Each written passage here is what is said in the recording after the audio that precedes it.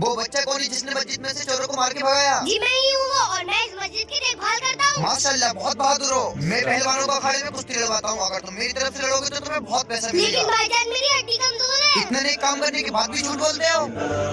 ایک کام کرو، اس پتھر کو اٹھا کے دکھاؤ۔ بھائی جان میں نے آپ سے کہا تھا کہ میری ہڈی کمزور ہے۔ یہ ذرا سا پتھر تو تجھ سے اٹھ گیا، پھر تو نے اکیلے نے 5 چوروں کو مار کے کیسے بھگا دیا؟ اگر ابھی بھی یہاں سوچا اور آ جائے نا تو میں ابھی انہیں اکیلے مار کے بھگا دوں گا۔ مجھے تو تم پاگل لگتا ہے، بیکار ہے تجھ سے بات کرنا۔ ایک بار حضرت علی اخروٹ توڑ رہے تھے اور ان سے